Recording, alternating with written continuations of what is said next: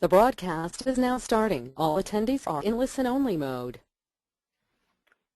Good evening, and welcome to the October 2014 Polyphonic Campus webinar.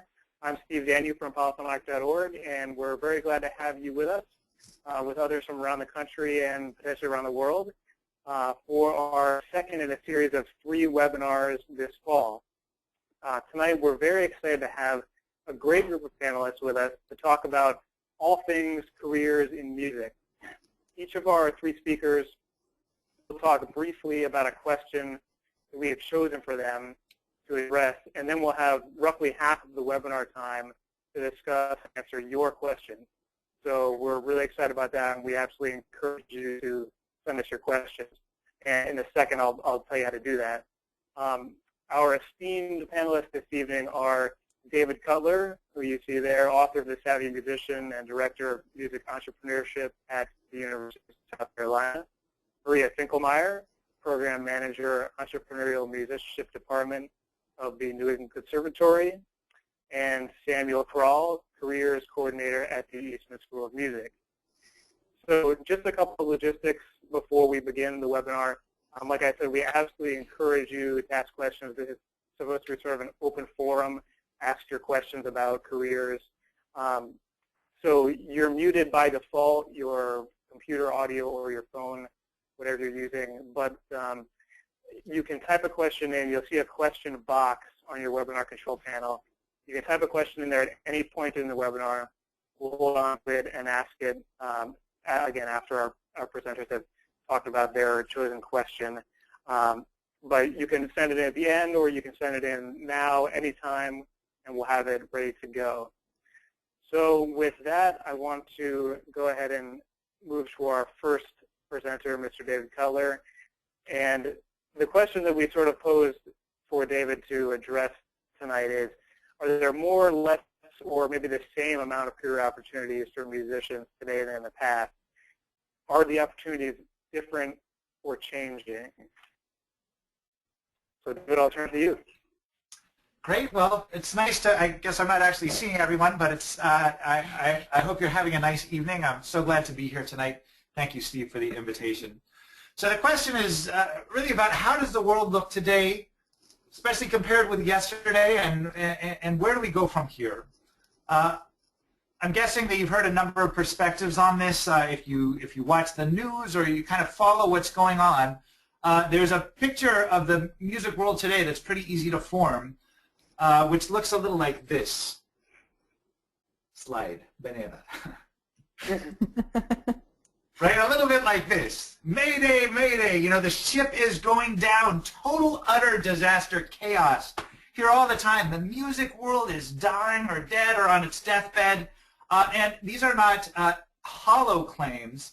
You know, people point to orchestras that are going bankrupt and record labels that have gone the way of the dinosaurs, arts funding sources that are drying up, and opportunities that used to be there that aren't anymore, and all of this, you know, all of these kinds of explanations. And there is truth to them. There are some opportunities for sure, many opportunities that were ripe in the 20th century that are not with us in the same way anymore. But what I'd like to do is see, is there another way to approach this problem? Are there bright spots in the music world today? And I'd like to suggest today that, in fact, there are some amazing things happening in the music world that I'd like to chat with you about. Slide. So the first thing is access. You know, in the 19th century, if you wanted to experience music, you had to make it yourself or go to a concert. In the 20th century, you could listen to the radio or to CDs or records or whatever it was that was in your collection. But what's truly remarkable about today is that just about everyone has access to just about everything, just about every time of the day, from just about anywhere. And the number of mediums that we have to access this music is just incredible. There's internet radio and TV radio and XM radio and iTunes radio, podcasts, webcasts, subscription sites, instant downloads, artist websites, social media, live streaming, music clouds, iPads, iPods, iPhones, like everything that begins with the letter I, pretty much. Phones, text messaging, video games, smartphone apps. I mean, the list goes on and on and on. We're just getting started. Music is literally everywhere, and perhaps just as extraordinary is that just about all music is everywhere. Which brings us to the next point, which is about, here, I'll give you the, it's about taste. When I was growing up, people were defined very much by their musical taste. So people like to have, you know, I love jazz, or I'm an opera buff, or, you know, I love rock and roll, or whatever it was. Well, if you ask people today, if you ask most people, well, what kind of music do you listen to? You know, to the average postal clerk or grocery store shopper or whatever it is. Well, what kind of music do you listen to? The most common answer we hear is all types, right? Which always seems a little odd to me because there are literally thousands of musical genres out there. Do they really listen to all types? So you dig a little deeper and you ask that, and usually they say, well, okay, I listen to all types of music, but here are the two most common answers. But hip-hop or but country, right? This is the justification. Now, what they really mean is, you know, they're listening, all types means dubstep and garage and house and, you know, pop and rock or whatever it is. They may not be talking about classical or jazz or, you know, let alone Balinese monkey chant or Bulgarian wedding music, whatever it is. But what they're really saying is that I am open to any musical expression that feels relevant to me. And that's very different and very exciting, very different from the 20th century mentality. I like what I like, and that's it. People are much more open than ever before. Great thing, no? So, celebrity. Never again will our world have a presence like the super-duper megastar that we had in Michael Jackson. That was only possible when you have a very few record labels paying lots and lots of money to a very few radio stations in each market to play the same music over and over again. And as a result, everyone knew the same stuff and most people loved what they heard because that's all that they were hearing. So today, we don't see that it is possible to live your life free of Gaga, should you choose to do so. I'm not suggesting that. I'm just saying you could theoretically live a life without Lady Gaga or whoever else it is. Now, why is this such a good thing? Because while there aren't as many hits, there's a much longer tail. And it's much easier for artists in the middle to reach a niche following, including artists pursuing the quality music that you and I create. And that's really exciting. Something that actually just dawned on me about a year ago, and that was kind of a breakthrough for me, although maybe it's obvious to some of you, is that nobody is famous anymore unless they got famous in the 90s or before. You know, Wynton Marsalis, Yo-Yo Ma, Bobby McFerrin, they're all household names. But now you know who you know and you love them and you don't know anyone else. And so you can pick any musician's name, and if they, oh, that's the greatest band, or oh, they have a band, how cute. So there's a lot more room in the middle. Okay, slide. So the 20th century was all about one-way communication. You'd watch the TV, and there would be an ad that would shout at you whether or not you have restless leg syndrome or whatever it is that they're talking about. You would go to classrooms, and teachers would lecture at their students, just tell them the good stuff. You would go to concerts, and there would be artists on the stage totally ignoring their audience. In fact, there were hip 20th century musicians, some of you may know about this, and they said, well, we don't want to totally ignore them, so we're going to create this thing, this term, called a lecture recital. Because if audiences don't like to be ignored, they'd really love to be lectured, right? Full mentality, we're going to tell you what it is and just pipe down. So 21st century audiences are not going to tolerate that, right? They want to upload photos to their favorite band's websites and do a rematch for, you know, some tunes that someone else has done, or they want to vote on the next members of the YouTube Symphony Orchestra, or So You Think You Can Dance, or whatever it is, right? They want to participate. How amazing is that? An active populace. Which brings us to the next point, which is amateurism. Now, a lot of people point to amateurism. You guys know this guy, Wing Hum? So a lot of people point to my cousin. So point to amateurism as a problem, and it is a problem in sorts that amateurs and performers, professionals are competing on the same level. But on the other hand, when there are lots of amateurs doing something in this new era, there are new markets for it, right? A lot of people play amateur sports, and as a result, there are huge audiences for professional sports. The same can be true of music. Though part of this model is appealing to amateurs, there are more opportunities than ever before. And finally,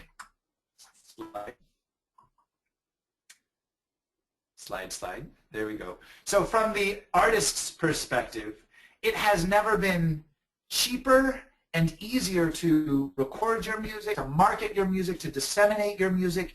You can get famous from your basement or your dorm room or wherever you are. Now, it's true there's a lot of muck. There's a lot competing for attention. So the challenge today is finding a way to get through all of the clutter. But that is a much easier problem to solve than not having any access whatsoever. So in the business world, there's a saying that says, you know, cash is king. In the music world, it's not cash, it's creativity is king. And there are many examples where an independent artist gets way more attention than, for example, Sony or something like that. Because it's no more expensive to visit them, and there are all these kinds of resources. So, slide. So what does this mean? Certainly there are big changes, but I'd like to suggest for a moment that music has never on our planet been healthier than it is today. Music is doing just fine, thank you. Now the real question, slide, is what does it mean for musicians, right? Music is okay, but what does it mean for people that want to make their profession? And that's a big question, and I'm sure one of the main things were really the framing question for this evening.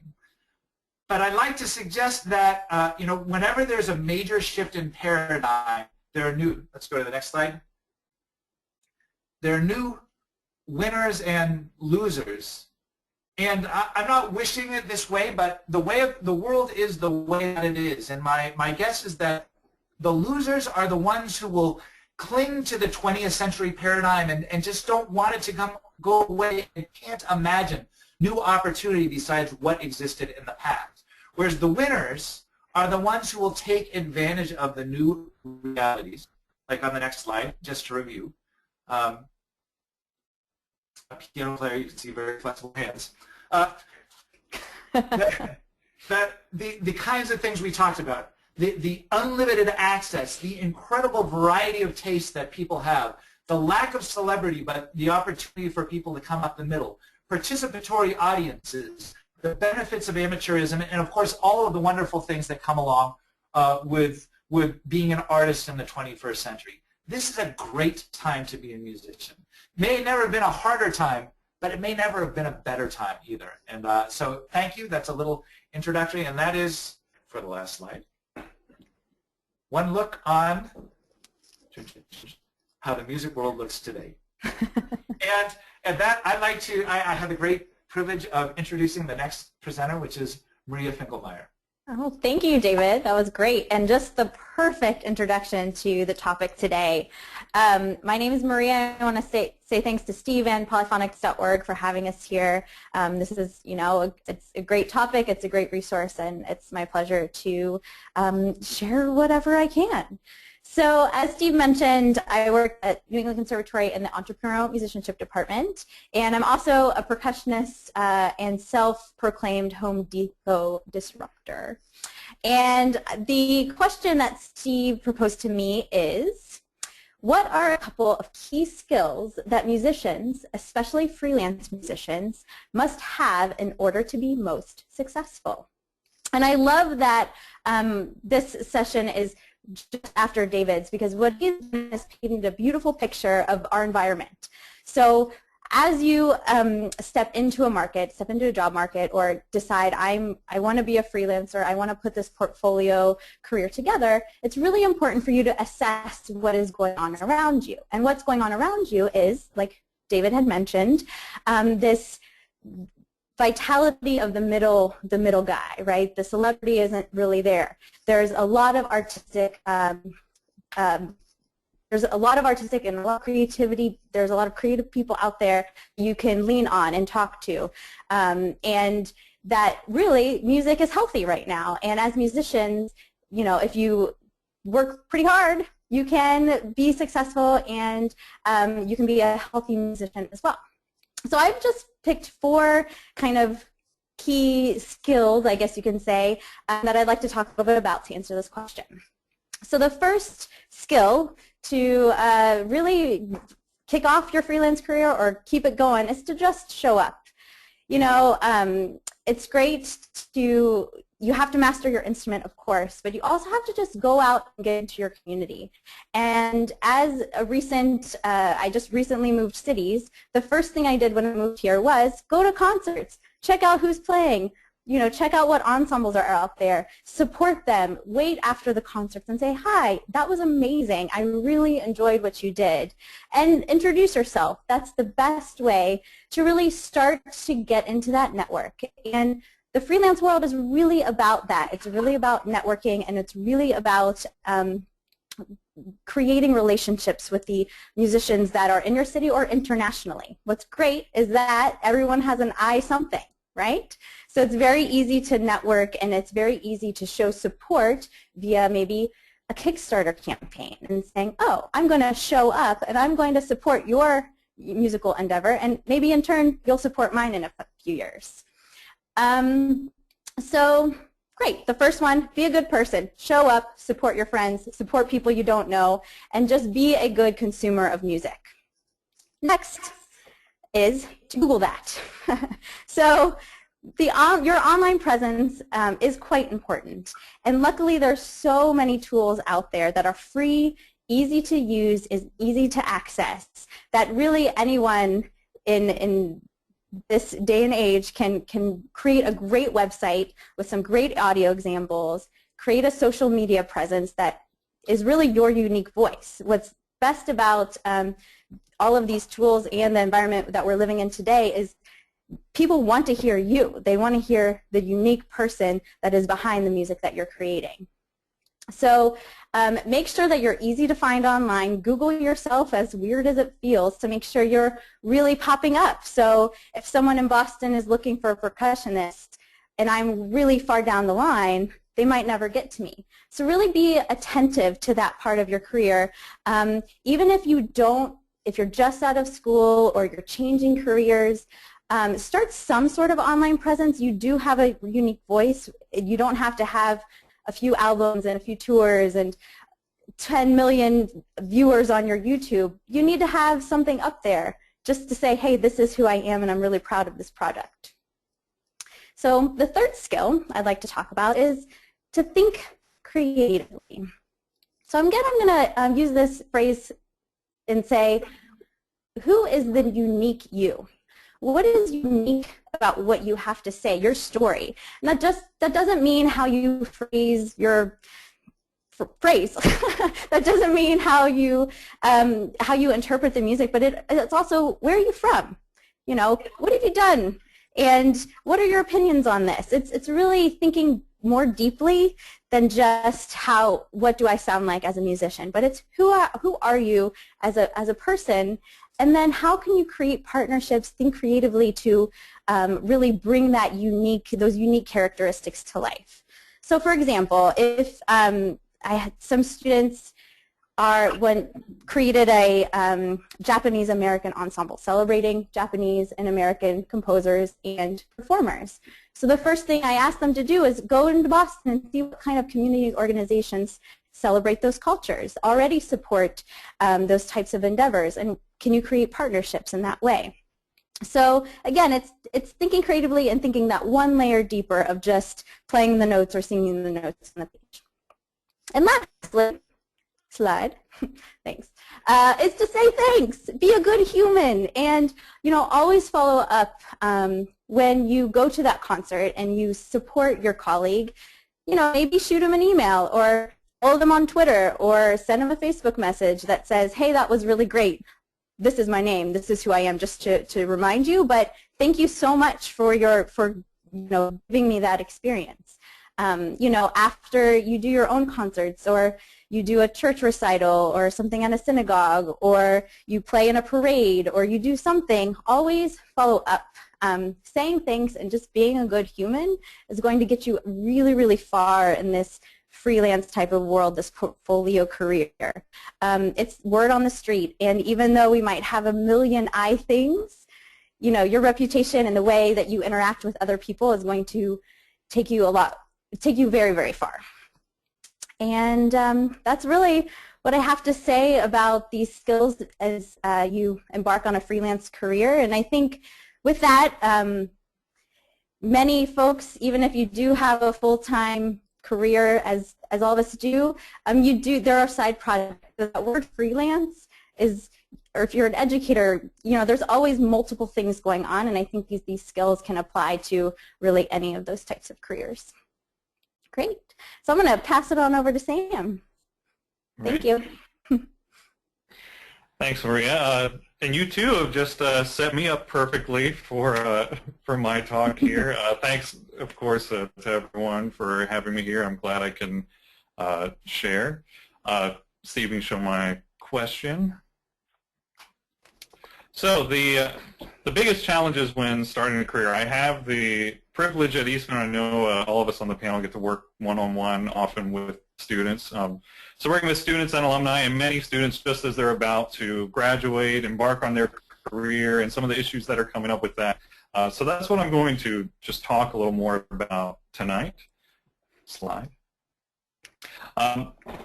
So all of these really, I think, go hand in hand. So that's why I just sort of group them together. And for me, they really stem down to the core of balancing and a balancing act. And I think a way to set it up is I started one of my classes that was all just on balancing itself. And I said, I'm guessing you're here because of one of two reasons.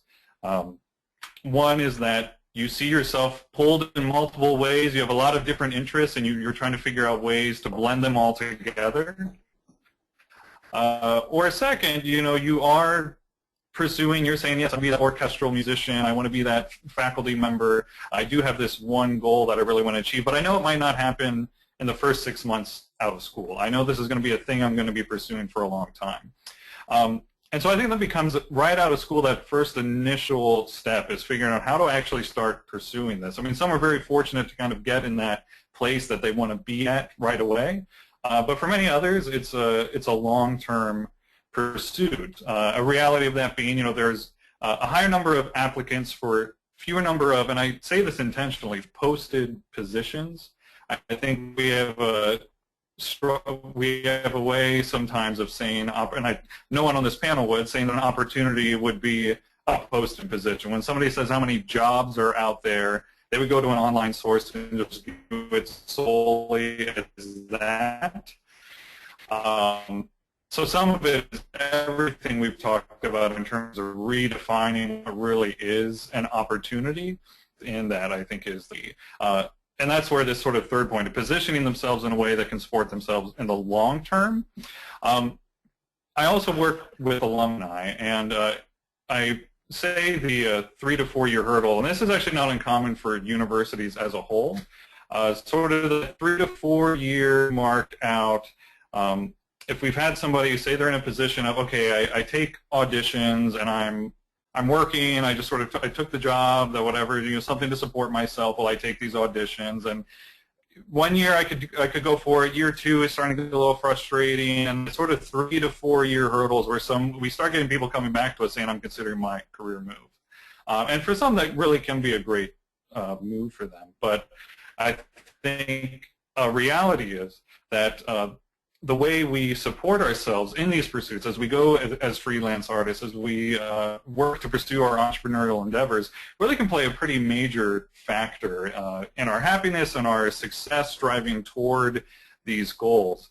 And that's why I thought it was great that Maria said, even if you're in your full-time position, but there's all these ways you can pursue your freelance work outside of that. So I think a lot of what we've talked about and will continue to talk about in terms of continuing to seek out other opportunities, create other opportunities, finding whatever it is that you're doing to even support yourself now, to maybe help fuel that entrepreneurial endeavor that you have with your music, I think can be a really key part to all of that.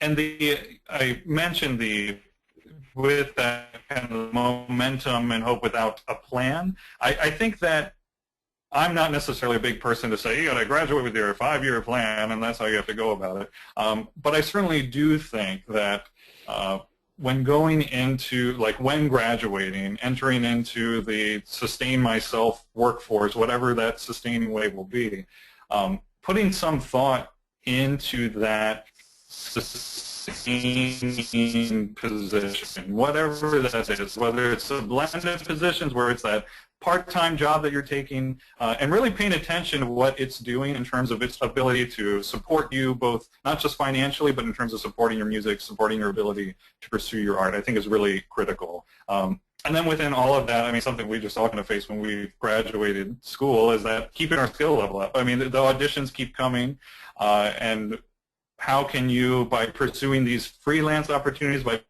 putting yourself out there, taking yourself just out of the practice room, try to keep yourself up in skill level for all of that.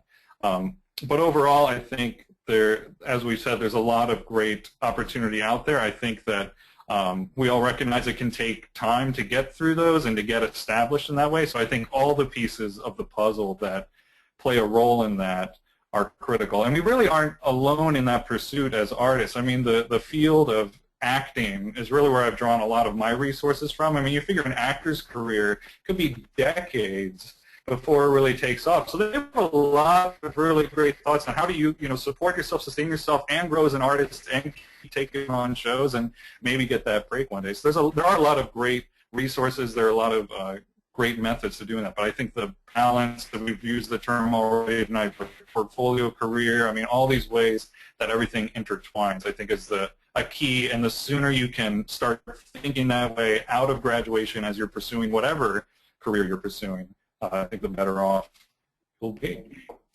And that's my little spiel, so I'll turn it back over to Steve, and we'll take it from there. Great. Well, thank you to Sam and to Maria and David for those introductory remarks. Really, a lot of great information there. And now we turn to a very exciting time in the webinar where you get to ask your questions and have feedback from our great panelists here. So several people have already submitted questions before the webinar even started, which is great. We thank you for that. And just to remind you how to ask questions now, again, there's a question box located on your webinar control panel. If you just click on that box, type a question in there, it'll come right to us, and we'll read it and get our panelists' thoughts on it. So first question I want to raise here came from someone who submitted it before the webinar, and they said, do you have any thoughts on how to grow a music and wellness program when there is little interest in the area where you currently live?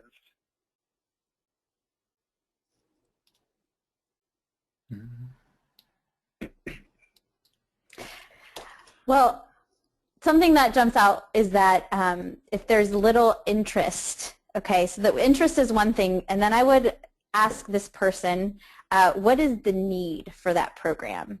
So if you're going to start something new, a lot of us, we're like really, really passionate about this, trumpet something, I think everybody needs this. But do they really need that? Now, with health and wellness, I would argue that it's probably needed in that area. So the first step I would ask this person to look into is really what demographic in your area is in need of that program, and going and assessing whether that's interviews or some sort of research to that specific demographic of how they access information, how they access their programming, to start with the seeds of how to create that program. So very kind of grassroots, like going to the people that you feel need this the most, but also it's kind of convincing them that they need it if, again, that word interest versus need is there. So maybe the first is education of those people to show them that they need that program. That's my first reaction to the question. I mean, the question that's posed here is a very specific kind of question about a specific problem, but it's really not that different than any other challenge that anyone might face, depending on what your interest is in your area of expertise. It's a question about demand. How do you create demand? Right. And in order to create demand, there are three markets, and I think a good starting point is to understand in which market you are operating. First, how do you create demand when there is a ton of demand, right? Sometimes there's more demand than there is supply. It's easy to create demand there, although that's not that common in a lot of places. The second question is, how do you create demand in a highly competitive marketplace, which is very common, but not that easy, right? There's a presenter, and they're going to bring in one group, one string quartet for the year, and there are 100 in the running, or whatever the jobs that Sam was talking about. There are 100 applicants. There's one finalist. And then the third, which is what I think you were asking here, how do you create demand when there is no demand whatsoever? Now, which is actually probably where most opportunities exist in the 21st century, right? Ben, do you guys know Ben Zander? He did a great TED Talk, great conductor from Maria's area of the country. But he tells a story at the beginning of his book, The Art of Possibility, about a shoe salesman. And he says the shoe salesman goes into this neighborhood in Africa and looks around and notices no one's wearing any shoes. And so he gives up and he says, look, it's hopeless here. No one wears shoes. Well, another salesman goes there and he says, Eureka, we struck gold. Nobody wears shoes. Look at all of the opportunity that's here. So, I mean, I'm guessing that it's an interesting question, because I would think that a lot of people would be interested in wellness. But if they're not, find out what they are interested in. Solve a problem, fill a gap, connect to an interest, and that's how you create demand when there is currently none. What they said. No, that was really great. I would really have nothing to add to that. I thought those were both. Right. Yeah. And need and demand. So. Yep, no, that's go ahead. cool. We're good. Next. All right, another question we have here says, as a teacher of a career development seminar for college junior music majors that addresses the issues that you all discussed, what advice do you have to help teachers convince students that this information is vital to their future? Some idealistic students don't buy in, quote, to the concept that they need more than their performance skills to have a career in music. They need to be their own promoters as well as good artists. Great question. So I can lead off with that one, I guess. I think the key to getting student involvement is first trying to get the with anything, I think building yeses. So finding the things they can agree to first. I think even the question I had posed early on, that most will recognize that even if they want this one trajectory career, it might not happen right away. And I think that anybody can recognize that, and I think building from even from that, just building up upon that, and then they recognize, okay, you have something to say, you have something to build from, you can start introducing topics from there. But I think that showing evidence of people that they would admire as artists and that they do think are great artists, seeing that it's important, as well as recognizing that some of the things that they could just say yes to right away. But I think that it can be easy to try to say all the things we think right away, and that can be a quick way to deter people from it. But if we can just get the things right off the bat that they can agree to, and then you start easing into maybe some of these other concepts they think aren't as important right off the bat. It's a really interesting question. I agree with everything that Sam has said.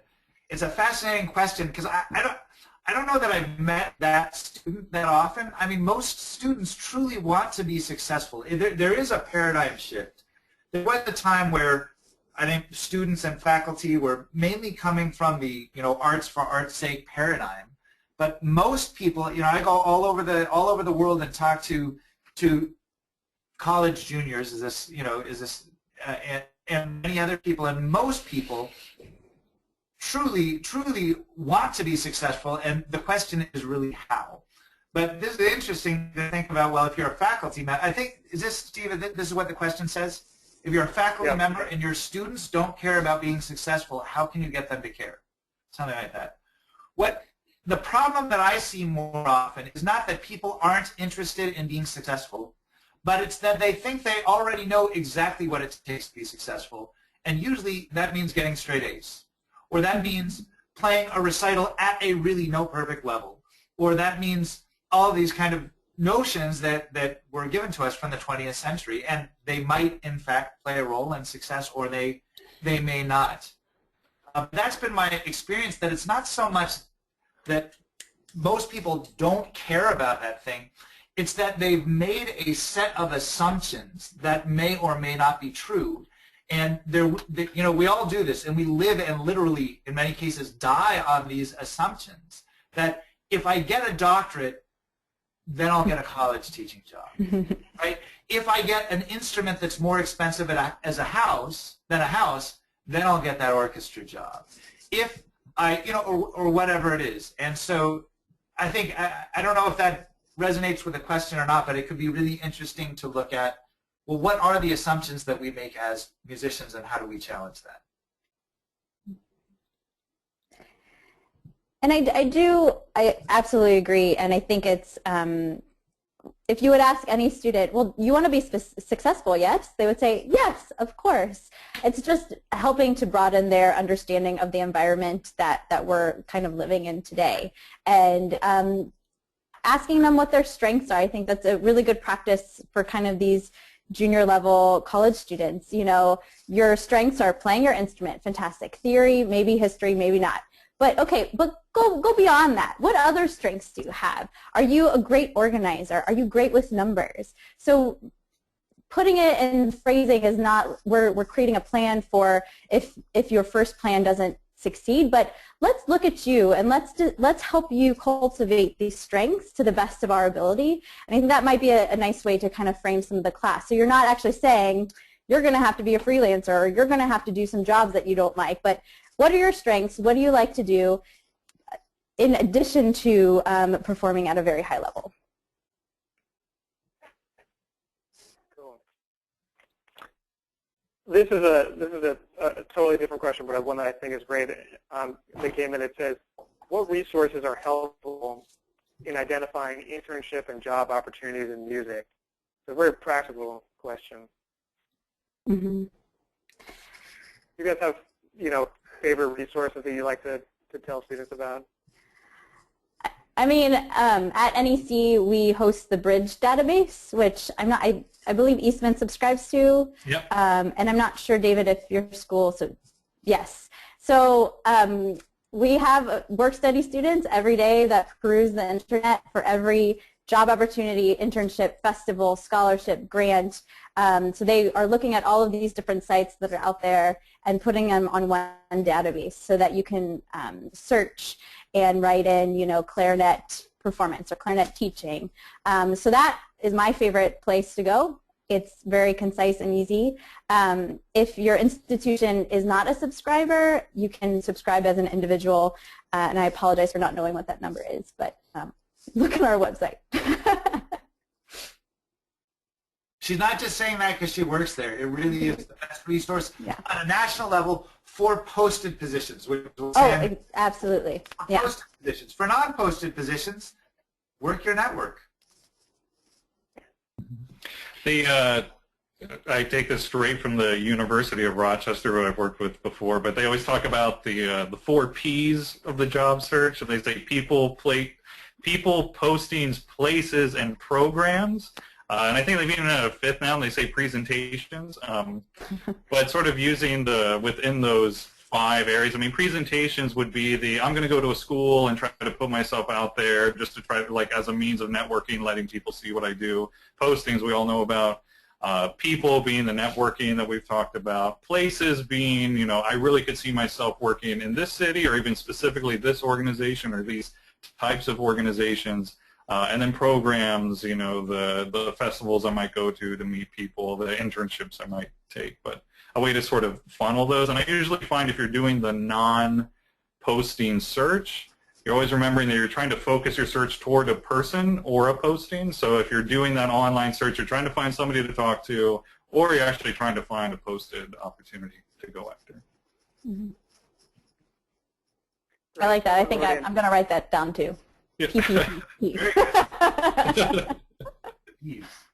P. Just to clarify, someone wrote in asking what that database was. That's the Bridge database at New England Conservatory. I don't know if Maria, do you know the website address? It'll be necmusic.edu/bridge, BRIDGE. Cool. Great. Another question that came in here said, how do I establish myself as a freelancer when I move to a major city after graduation? Support your fellow musician. Go to concerts every night. Literally do it. I don't know honestly, I've been there, and it's helped immensely just to know the names of the other freelancers that are out there, know what ensembles are playing, start to talk to them after the concerts, get to know who the contractors are, and it's just being a nice person, going out and being able to introduce yourself, which is a skill maybe I should have added to my list, but being able to talk about who you are and what you do, and then also being inquisitive and making sure that you're, again, being supportive and being appreciative of what they're doing. But taking a few months to really just attend concerts, attend recitals, attend lectures that are open to the public, and to get to know your city from kind of the very basic level.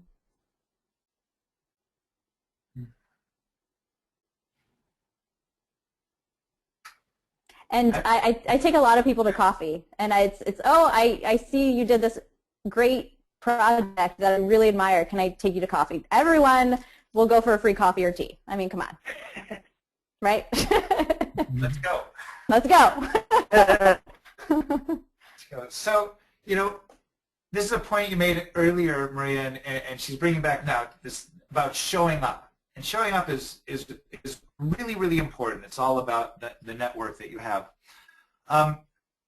So I was involved with a program about a month or two ago, and one place in the program there was some advice. It was on stress management and the likes, and there was some advice that some folks gave, and they said, what you need to do is musicians, we like to, we're nice people, we take advantage of opportunities. You need to learn to just say no, right? And that's a time management strategy. Just learn to say no, because a lot of times we say yes to things that are distractions. Okay, so later in the day, there's another presentation, and a couple of the panelists there have this strategy, and well, how did you become successful?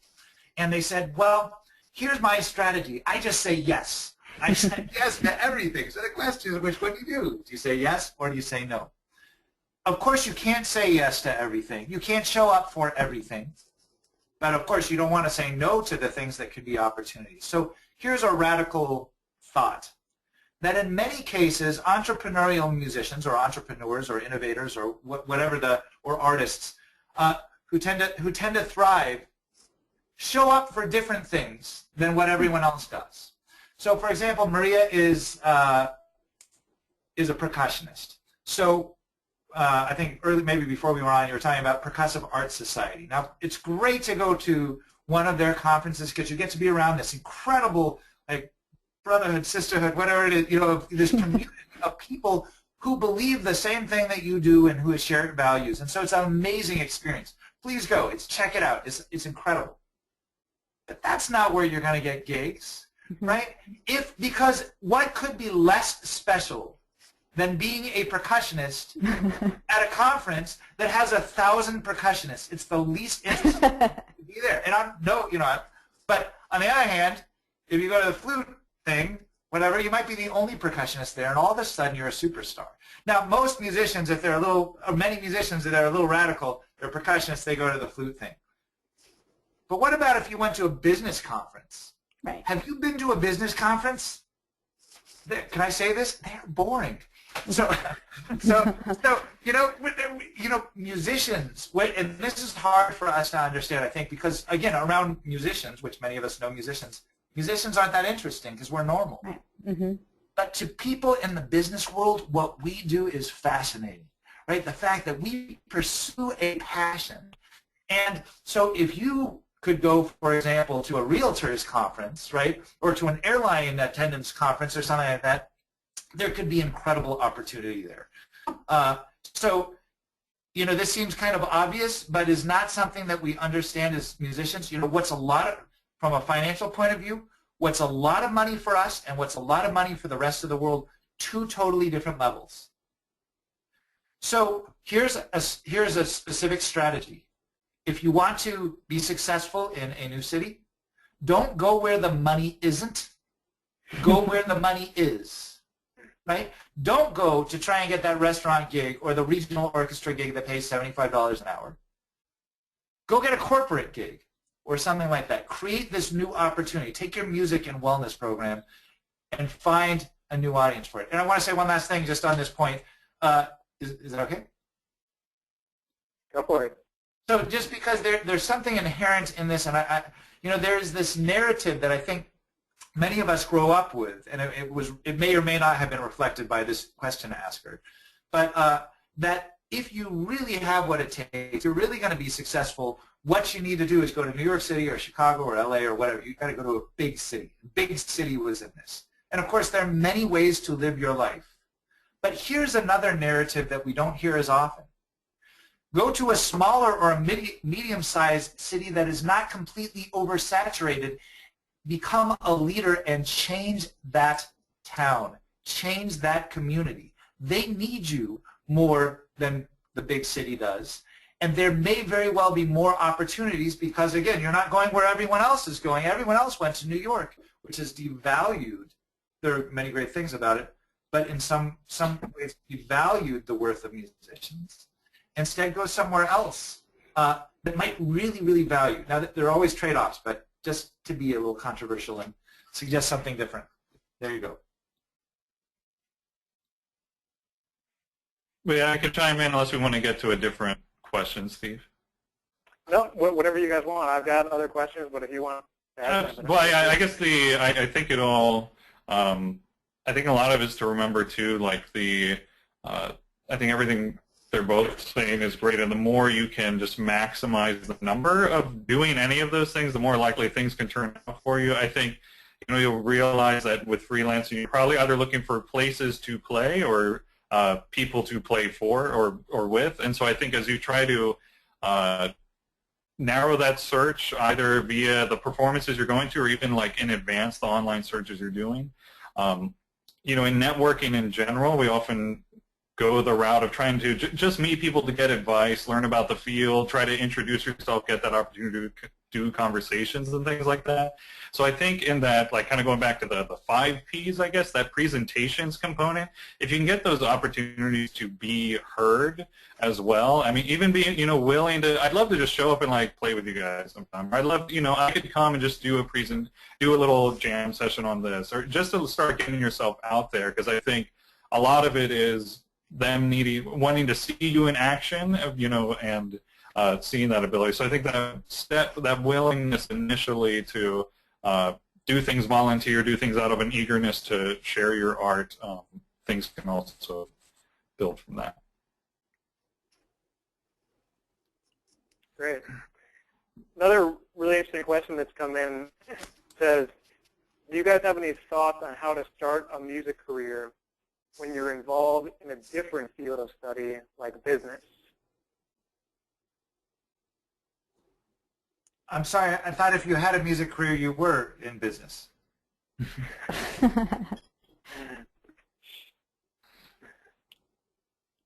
Well, I guess I could, so I think one is to define what this sort of music career is. I mean, if it's a transition into music, I think a lot of it, anybody, if we're starting a business or anything, is going to really try to get a clear assessment of where you're at now. So a lot of this, I guess I'd have to say, is to go on assumptions of where you feel you are in terms of training, in terms of what you want to do with music.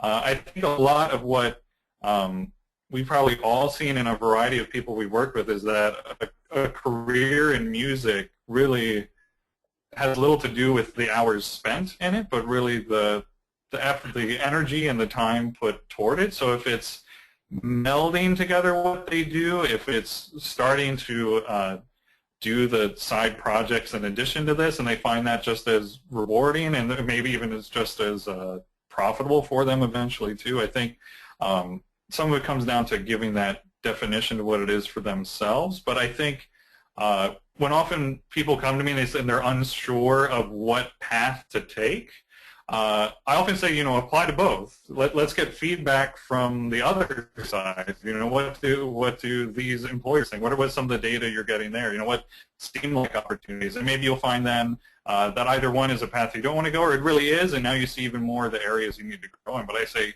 go after it and try to be open to the perspective of those who would listen to you or would hire you as in this music career. Yeah, and it's defining that music career that you want to embark upon as a business plan. You are the product. So what does success look like for that business plan? What are your profit and losses? What resources do you need to get there? Write yourself a narrative for the next year, the next 5 years. Additionally, be prepared to totally go in a different direction. But if you are kind of changing careers, I think going into music is just like going into any other business endeavor, any other startup. Treat yourself just like a startup company would, and any other tech industry like that. Yeah, this is great advice. The fact that in most careers it doesn't really matter what you studied. I mean, the degree is not what's going to help make you successful. It's what you bring to the table. So it's a level playing field like that. The fact that you have business background could really help you as a transferable skill. So, I would tell a lot of music majors, one thing to maybe pay attention to would be to get some business skills. Maybe I'll add the opposite thing, and I don't know who's writing this or what it is, but, I would work on the art too. Make sure it's not just a passion, but that you have some skills and you can play in tune or in time, or unless that's not your voice, but whatever it's trying to do, but to use the skills that you have transferably. Yeah, absolutely. All right, we probably have time for a couple more questions. I have an interesting question here that came in that says, I'm a trumpet player and I would like to freelance as a performer and an orchestra player. I'm trying to decide whether or not to go to graduate school. Do you think graduate degrees are worth it for performers? Are you trying to get us all fired? No.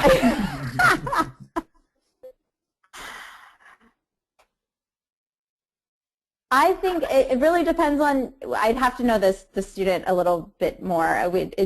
This is a deeper question than kind of a simple webinar question-answer session. I think that you have to assess the skills that you feel like you're graduating with from your undergrad, and your comfort with going into the job market. So that might mean you would like 2 more years with an expert teacher on your instrument to feel better capable of winning auditions and of making more freelance connections. If you feel you're ready and your voice is there and you have the skills that you're ready to test them, maybe taking a year off or going right into the job market is the answer for you. I feel reluctant to say one or the other just because it really is person to person. But overall, there is no one way to get to the success for you. You have to define what that path is going to look like and what skills you need to really be happy and be successful. Yeah, I couldn't agree more. I can't tell you how to live your life. None of us can tell you how to live your life. I went to graduate school and really loved it and got a lot out of it. So as a personal experience, but there seems to be this unwritten rule that if you spend 1 day as a music major as an undergraduate, you will automatically get your doctorate or go the whole way through. And I've asked a lot of students, well, why? In fact, I knew this entrepreneur and I had a bunch of my students go up. This is not a music person, but this is a serial entrepreneur, and I had some music students go up to him and talk with him, and he came up to me afterwards and he said, "Your students were brilliant," as many musicians are. "Your students were just brilliant. They were open, they were flexible, they were smart, except for there was this one thing. I asked them what they were going to do after they graduated with their undergraduate degree, and they said they were going to graduate school, and I tried suggesting other possibilities, and they shut down. There was no possibility of that. They couldn't even conceive of the idea of not automatically progressing onto this. It's embedded into our culture." And you ask a lot of people, why do you want to do it? Well, I got to get my stuff together. I got to get better. I got to, meet this. But when you get down to it and ask the question under the question, why are you going to graduate school? For many, not all, but for many people, and if we had a live audience, I would ask you, or whoever asked this, it's to postpone the inevitable, to put off growing up and figuring out what I'm going to do with my life for a few more years, because in school, it has kind of its own set of values that are not necessarily the same as the world outside of it. So if you can be really focused on, well, the problem I have to solve is to get really good at Schenkerian analysis, then you can put off having to worry about how am I going to solve my life.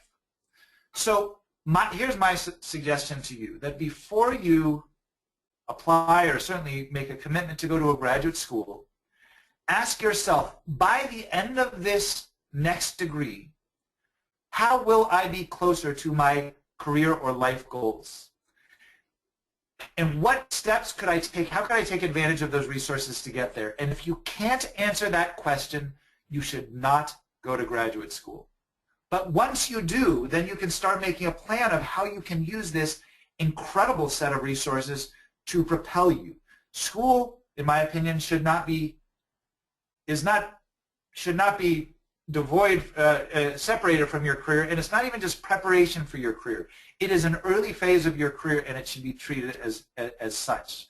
So if you can utilize these resources as a platform to help get where you want to go, then it's incredible.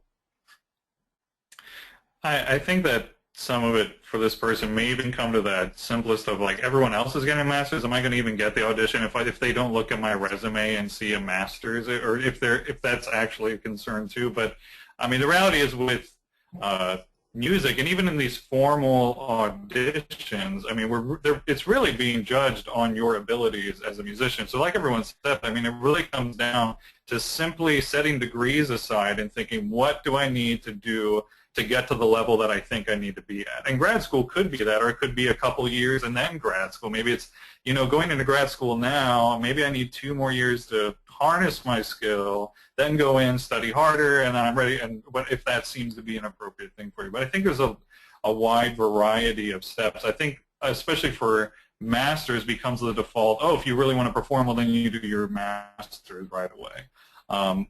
And it can be, but again, it's just what you recognize probably in taking masters is, I know I need to still keep growing as an artist, but that can be done in a number of ways and doesn't have to be graduate school, but certainly can be. But I think at a minimum, remember, you're going to be, the merit, especially for us, will come on the audition itself or the performance itself. So whatever allows you to have that be at the level you want it to be. If you are pursuing orchestral positions in this freelance work, I think that's the thing to keep an eye on the prize, and recognizing the challenge might be that a lot of people might be going a different way initially, but that's really what it'll come down to for you. One little thing on that. Of course, everyone's different, but a big supporter of the concept of a gap year or a couple of gap years, where you have some time off. It's not right for everyone, but between undergraduate and graduate school, because it really, in school sometimes we're so busy we don't have time to think and to reflect. We do many wonderful things, but it's hard to do that when you're have 18 credits and running around. And so for many people, it can be a good idea to take some time off and figure out what is it you really want to get out of life. And with that, I always suggest to go traveling. See the world from a different place. Where do you suggest to go traveling? I would finding a culture that you find fascinating and then immersing yourself in it. I think you'll find a lot more about yourself than you ever knew possible. I know a bit about the Scandinavian culture, and they do a lot of gap years. They travel a lot, and it's been really inspiring for me to learn about that culture and how they perceive music careers, how they perceive values, and saying no and saying yes. So if you do choose some sort of gap year or just out of graduation, go travel, period. Great. Well, it's time for us to wrap up for the evening, but I want to say thank you very much to our panelists tonight, Sam Krall, David Cutler, and Maria Finkelmeier. Thank you for taking the time to share with us.